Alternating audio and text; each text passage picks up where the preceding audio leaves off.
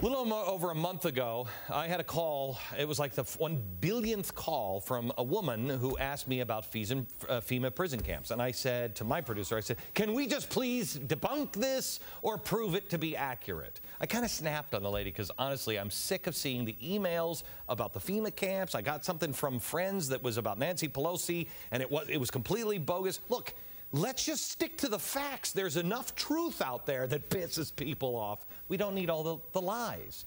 The basic idea is that FEMA is setting up evil concentration camps to be used against U.S. citizens.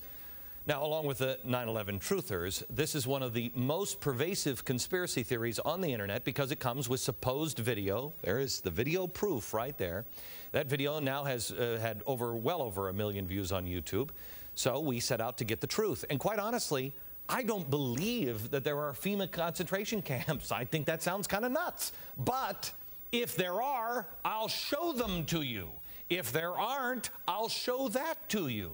We set out to get the truth on it, and after our initial research, I came in and I said, wait a minute. We can't debunk this? Well, no. I thought we had done enough research to get the video. I wanted to line up video side by side. Apparently, there hadn't been any debunking done at all, and there was no video side by side. Well, predictably, the media started claiming that somehow or another I believed in these conspiracy theories, even though I said on the air 1 million times I don't, and I've said that for years. Not to mention the entire time they were running their mouths, we were working with an independent group to debunk them or to prove them. I also said that on the air over and over and over again. But who listens to context? The one guy that can actually set the record straight here is James Meigs. He's the editor-in-chief of that independent group I was talking about, otherwise known as Popular Mechanics. They did an incredible job in the writing of the definitive debunking of the 9/11 conspiracy that everybody knows now is not true because of Popular Mechanics, except Rosie O'Donnell. James is here now to do the same with the FEMA camps. Okay, let's just start with the easy stuff here.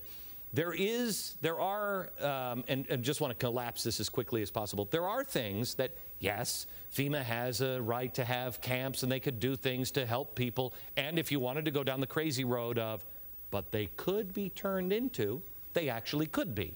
But there's like 1 million other steps that have to happen. That's correct. And what we did was we looked into these claims. You know, you can't go and visit every one of the 600 sites that some of these conspiracy theorists claim. So we started looking at the ones that are most popular on the internet. Okay, and let's show the video. First, show me the video that is on the internet. This is one of the so-called concentration camps, or this one's actually, go ahead, show it, I guess a death camp. Do we have it? Okay, we don't have it yet. I can't keep going because this is kind of built around the video. That was the reason why we waited. There it is. This small building is the only way into a particular fenced area. Inside this building, we see more of the motion-activated detectors, electronic turnstiles. Okay, there's no sound. How come I'm hearing the sound here, Frank? Okay, this is something where they're showing a so-called concentration camp. These are turnstiles. This is in a secure behind the fence. I don't know how they got this video when it was behind the fence, but they went in and got this video. You recognize this, or you searched for it, right? And what did you find? Well, it's not very hard to find. Like so many of these things, the truth is actually fairly evident. This is an Amtrak repair facility in Beech Grove, Indiana. The woman who made this video initially claims that it's some kind of American Auschwitz, and they've outfitted buildings with gas, and they've got these strange turnstiles. In fact, it is a repair facility. We set a crew there the other day, and we got footage inside. Is this your video? Yes. So initially, they had some old buildings that were boarded up that have since been knocked down. But we also went inside the other buildings, and sure enough, what did we find? They're repairing trains in there. Well, trains, I believe Auschwitz had trains. I'm just saying, Jim. Well, once you go down that road, you can't really, if somebody's wants to be convinced of that, you can't really debunk that. Do we have the video with audio? Because if we don't, I don't really care. The video with the audio about the boarded up buildings with the gas chambers. Do you have that? In yet another fenced area, we see a large warehouse building at the end, with the electronic turnstiles in front of it. Okay.